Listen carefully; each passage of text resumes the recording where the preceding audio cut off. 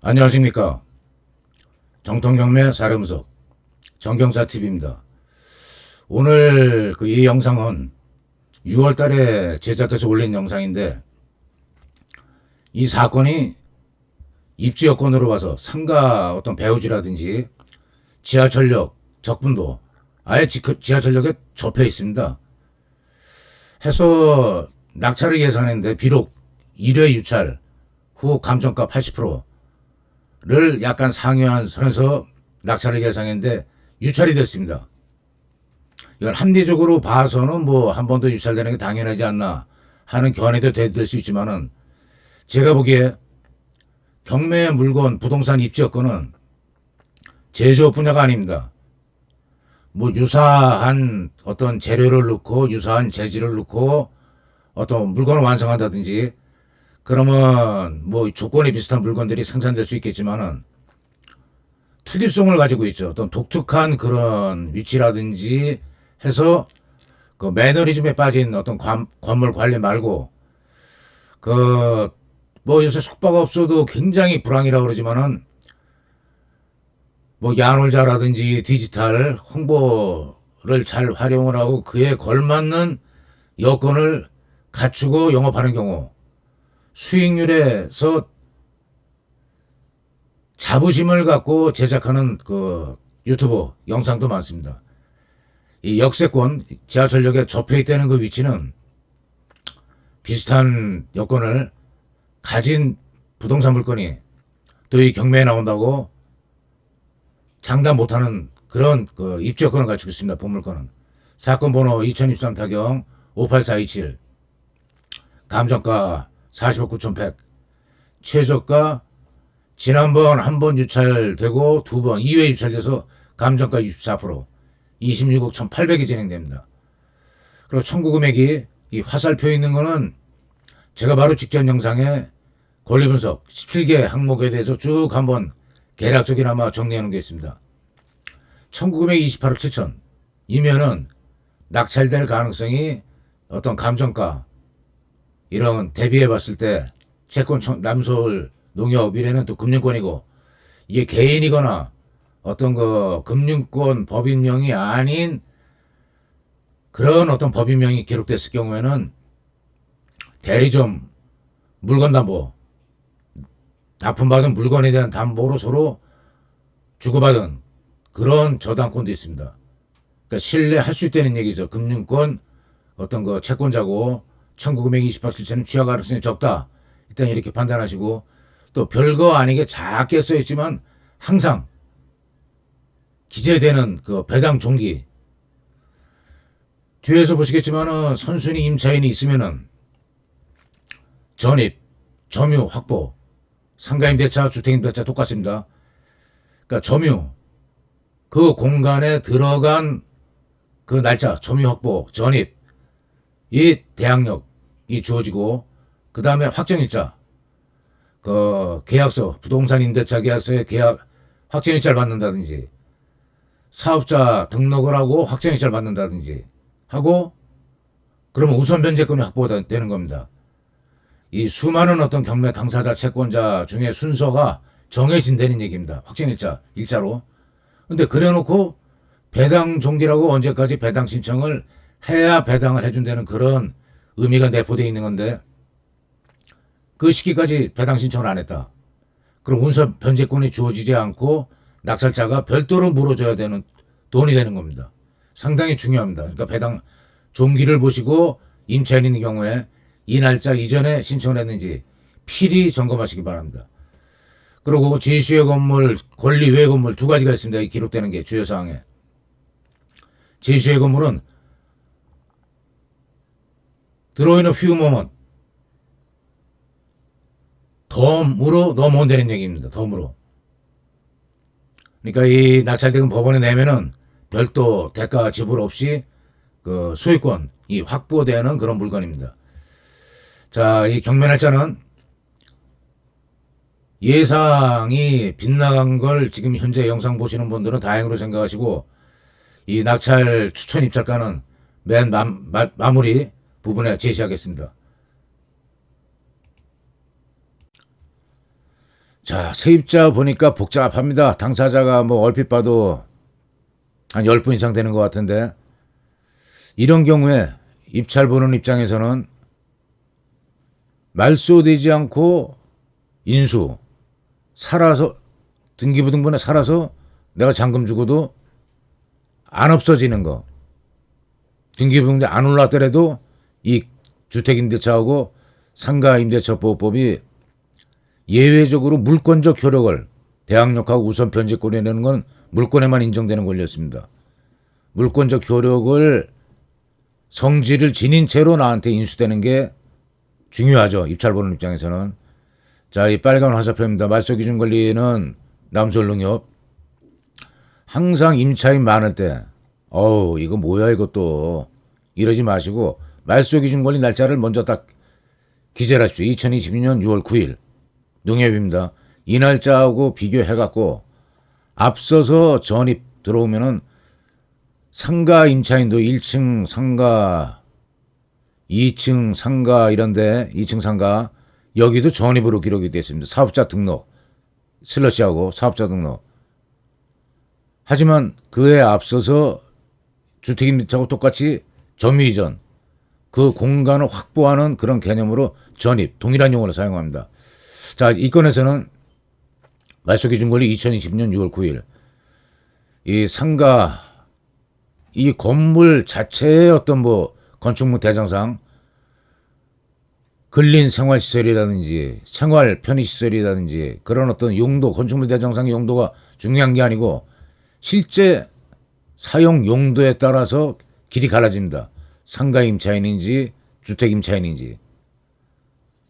자, 상가 임차인인 경우에는 그 소액보증금 최우선 변제받는 소액보증금을 계산할 때 임차인 보증금 곱하기 더하기 월세 곱하기 100입니다. 환산보증금이 적용됩니다. 이 주택임차인은 환산보증금이 적용 안 되고 임대차 보증금 그대로가 그 적용이 됩니다. 자, 이 전입이 앞서는 주 N건축 2020년 1층 보증금 3천 2020년 3층에 주택 임대차로 추정 여기 보면은 설명란에 보면은 3층 주택 한 가구 이렇게 기재가 되어 있는데 이 회사 이름으로 되어 있죠. 이 미지수입니다. 이런 경우에는. 그러니까 임차인인 그 성질이 추후에 주택임대차인지 실제 사용도가 어떻게 판명이 된다 하더라도 전입이 2020년도니까 인수라고 분리하시고 세 건입니다. 3천, 3천, 1천, 7천은 내가 그냥 인수해야 되는구나. 입찰가에 7천만 원은 더 인수니까 줘야 되는 겁니다. 낙찰자한테 그 승계가 되는 겁니다. 이 지하인 세입자는 2014년 뭐 말소기준권리 훨씬 앞서죠. 근데 공실이라고 지층 근린생활시설인데 공실로 탐문됨 물어봐도 그렇고 가서 현황 조사차 나갔어도 공실 벼 있습니다. 그럼 보증금 받아갖고 나갔다고 판단돼야 되는데 이런 경우에 어떤 변수 돌발 변수가 없을 수가 존재할 수가 있는 겁니다. 그런 경우에 32억, 3억 입찰보증금 위태로워집니다. 그러니까 깨림직한 그런 부분 없이 입찰장에 가셔야 되고 입찰가를 정하셔야 됩니다. 정하고 입찰가 쓰고 최고가 매수인공이 된 다음에 매각 허가 결정일 일주일 그 기간을 필히 기록 열람하시고 미진한 부분은 다 살펴보시고 그 기록 열람 보기 전에 입찰 보기 전에 예측한 그런 어떤 그 물건 명세서나 현황 조사서 사항과 달리 돌발 어떤 불가 예측한 그런 사항에 의해서 인수 금액이 많아진다든지 하면은 필히 매각 결정 불허가 신청을 내셔야 됩니다. 결정 나기 전에 매각 결정 난 다음에 즉시 항고, 그 다음에 확정된 다음에 확정된 매각 허가 결정을 매각 결정 취소 신청, 인용 가능성이 점점 희박해지고 입찰 보증금의 법정이자 부담이라든지 10% 소유자 채무자 입장은 아니죠. 저희가 10%를 또 걸어야 된다든지 그런 문제들이 있습니다. 그러니까 그 경매 기록 열람 입찰 기일 이후 일주일에 잡히는 매각 결정일 이전에 꼭 하시고 매각 불허가 신청을 내시기 바랍니다. 어떤 예측하고 달리 이렇게 전입은 선순위입니다. 말소 기준 권리도 앞서고 아무것도 안 나와 있죠. 보증금하고 주택임대차에서도 이런 경우가 가장 문제가 되는데 단 여기서 공실로 해서 근데 나갔을 때 보증금 받아갖고 나갔는지 안 나갔는지 이런 문제 때문에 정경사 TV는 입찰장 몇 번 가면은 입찰표는 기록하는 거는 어렵지 않습니다. 딱 두 가지 조심하셔야 될 건 물건 번호 1, 2, 3, 4가 있을 때 내가 사건 번호 다음에 물건 번호 1을 사는지 2를 사는지 그것까지 기록을 하셔야 되고 그래야 사는 입찰 번호 물건이 특정되는 겁니다. 그리고 입찰 금액을 쓸 때 꼭 공 하나 더 써갖고 더 쓰는 거야 상관없죠. 매수 신고인이 안 될 테니까 더 쓰고 공 하나 더 붙으면 무조건 입찰자로 선정이 되는데 그 금액을 내려고 그 금액 쓴 게 아니지 않습니까? 그러니까 공 하나 더 쓰는 거 그런 어떤 자주 벌어지는 많지는 않습니다.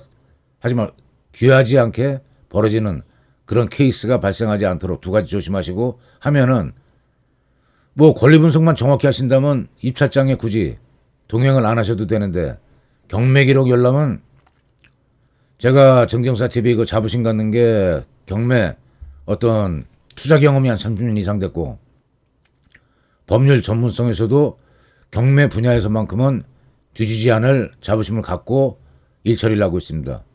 그러니까 필요한 부분을 부분으로 해서 의뢰를 하신다든지 아니면 본건 같은 경우에 채권이 거의 복잡하지 않습니다. 농협 있고 후순위 근저당권자 개인이 있고 가압류는 소액이 2,700, 3,000 이런 경우는 차순위 매수 신고인이 됐다 하더라도 매각 결정일까지 일주일 결정이 확정되기까지 일주일 그 14일이 지나야 대금 납부 기한이 정해집니다. 언제까지 돈 내라고. 예전엔 대금 납부 기일이었습니다.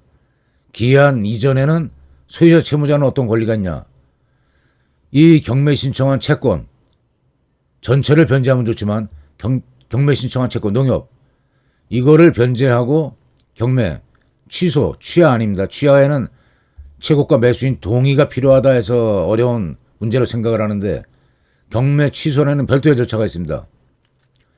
경매 개시 결정에 대한 이의신청 임의경매 강제경매는 청구 이의해소 최고가 매수인 동의 없이 경매 취소하고 일반 매매로 전환 처리가 가능하니까 3단계를 의뢰받고 있습니다. 권리분석, 입찰, 금매, 일반 매물 처리, 일반 매매 처리.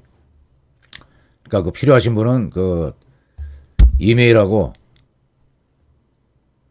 문자로 주시면은 그 구체적으로 상담하겠습니다. 임차인 배당 요약. 아까 그 봤지만 지하에 있는 이 김모 씨는 최우선 변제, 우선 변제 인수가 되는데 인수가 된다고는 여기 기록을 해놨습니다.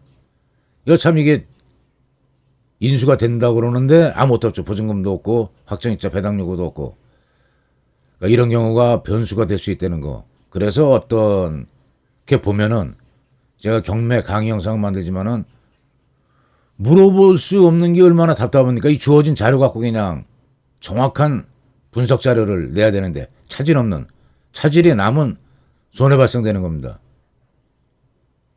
이게 차라리 일반 매매를 전환 처리하면 물어보고 김무효 씨 보증금 줬습니까? 그렇게 간단한 문제를 입찰을 보고 나서야 최고가 매수인권이 된 다음에 경매 기록 열람해야 거기도 나와 이때는 보장 없습니다. 그래서 일반 매매 전환 처리가 더 유리한 거 아닌가 그런 생각이 듭니다. 자, 여기에서 아까 상가 임차인들은 전부 다 그 3천, 3천, 1,000만 원 인수되는 대상이기 때문에 우리가 주택 임차인 소액보증금 최우선 변제 3기 임금이나 3기에 해당하는 퇴직금과 같은 그 배당 순입니다. 이 2022년 근저당권이기 때문에 최선순위 근저당권에 해당되는 그 기준이 적용됩니다. 1억 5천만 원 서울은 5천만 원까지 소액 변제가 됩니다. 이게 명도에서 보증금은 얼마나 못 받나 하는 건 알기 위함이지 입찰 보는 단계에서는 중요한 문제가 아닙니다. 왜? 인수되는 게 중요하죠. 우리 입찰자 입장에서는 따로 줘야 되는 게 이건 법원에서 주다가 얼마를 못 준다든지 이런 문제에 불과합니다. 자, 초역세권이라고 그랬는데 위치 한번 보겠습니다. 이 역천역 요 지금 화살표가 가리키는 방향 바로 저 2번 출구, 3번 출구 어떤 그 갈림길에 있는 그 위치. 이 역천역 근처에는 예일여고도 있고 평화공원, 녹번 초등학교, 뭐 학군이나 생활 편의시설, 대저 전통시장 이쪽으로 하면 3호선 불광역 있고 6호선 역천역, 6호선 역천역 역세권입니다. 초역세권. 이래서 이런 제조 분야 같으면은 공산품, 동일한 물품을 찍어낼 수가 있습니다. 근데 이 본권 그 경매 나온 물건은 동일한 물건이 공급이 될 수가 없죠. 동일한 위치에 비슷한 특성을 띤 유사 제품까지는 공산품 분야에서 만드는데 똑같은 물건도 만듭니다. 이 부동산에서는 이런 물건 나왔을 때는 지금 아파트도 자기 자본 비율이 높은 수요층이 매수한 아파트 지역, 뭐 강남 3구, 마용성, 마포 용산, 성동 안 떨어집니다. 이런 위치 상가 건물 안 떨어지고 경기가 회복되면 오르면 올랐지 뭐 하락에 뭐 부동산 뭐 하락 요인 그렇게 신경 안 써도 되는 물건이기 때문에 추천 영상으로 선정이 된 겁니다. 로드뷰로 보면은 이 건물입니다. 이 순댓국집이 가운데 계단으로 해서 1, 2 열로 나눠져 있다고 그 감정평가서로 보면은 기록이 되어 있습니다. 그러니까 모든 서류를 다 드립니다. 권리분석 의뢰를 하시면은 감정평가서 뭐 배당표 전부 첨부해서 PDF 파일로 보내드립니다. 뭐 위치 보나마나 뭐 진흥로 이 대로변이고 은평구 지역이 저 마포 또 마찬가지였습니다. 저층 건물만 용적률이 그렇게 인정되지 않아 갖고 야, 이 동네는 언제 개발이 되나? 왜? 용적률이 적기 때문에 고층 건물이 없으니까 비즈니스 어떤 업무 그런 수요가 많이 들어와야 그 다음에 상권이 발달되고 하는 건데 상권이 발달될 여지가 없었는데 은평 그 연신내역이라든지 요새 그 고층 건물이 많이 들어서고 있습니다. 이게 딱 사거리입니다. 여기 역천역 사거리. 여기도 아마 그렇죠. 이게 고층 건물이 그 용적률이 올라가서 들어오기 시작하는 단계입니다. 예전에 이런 건물 없었죠. 그러니까 이 지금 현재 이 물건은 이 인접지랑 어떤 그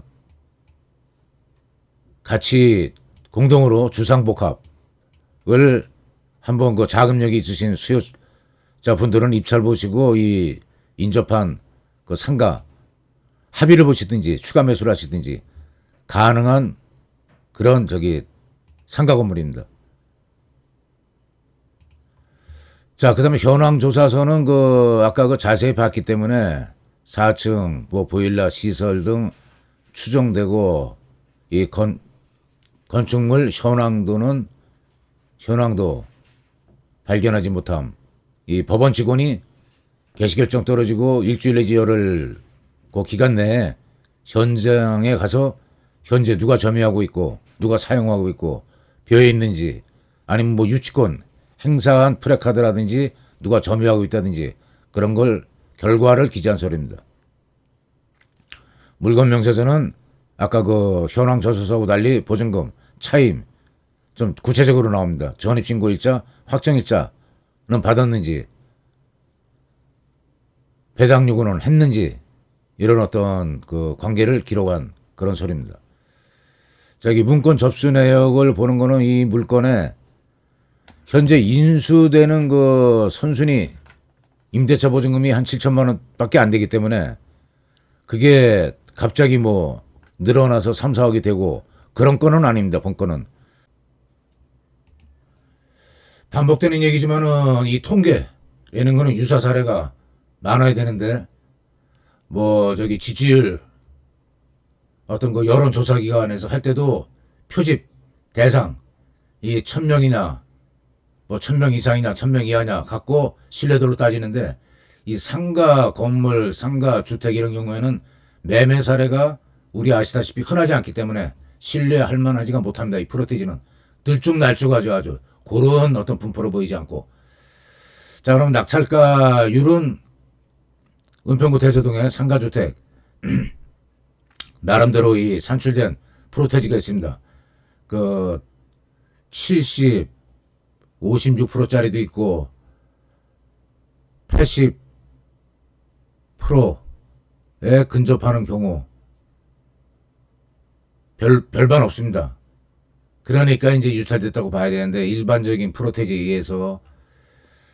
근데 아까도 말씀드렸지만 특유한 어떤 그 다시는 구경하기 어려운 그 상권, 배우주를 가졌다든지 그런 입지여건 물건은 별도로 평가를 하는 게 당연하다고 생각합니다. 뭐 다음 달에도 또 나오고, 다음 달에도 또 지하철역에 출구랑 바로 붙어있는 물건이 또 나온다는 보장 없지 않겠습니까? 자, 감정가 41억이고 한 번 유찰된 지난번 6월 18일 날 유찰된 가격이 32억 7,300. 2회 유찰되고 최저가 26억 1,800이 진행됩니다. 7월 23일 날. 그러니까 얼마 써야 될 건지, 저는 제가 경매 노하우라는지 법률 전문성, 법률 전공하고 입찰 매수대리 자격도 있고 공인중개사, 그러니까 권리분석, 입찰대리, 또 혹 가다가 경매 개시결정이 따라 진행됐지만 소유자 채무자가 낙찰자가 경매 대금 납부하기 전까지는 채무를 변제하고 소유권을 되찾을 원상 복구할 수 있는 권리가 있고 절차가 있습니다.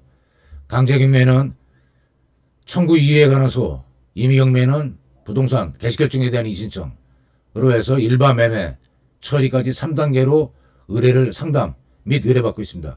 자, 이번 물건은 26억 2회 유찰가를 상회하는, 원래 컨설팅 같은 데서는 지난번 1회 유찰가 33억을 살짝 넘는 금액을 유도하기도 하는데, 두 번 유찰됐고 하니까 그걸 감안해서 2회 유찰가보다 한 3억 정도, 29억 이상을 예상해 보는데 30억 살짝 넘어가는 금액으로 쓰시는 건 어떨까? 자, 흥미있게 그 한번 결과 지켜보고 추가 편집 영상 올리든지 하겠습니다. 수고하셨습니다. 그 검토하시고 좋은 결과 있으시기 바라겠습니다.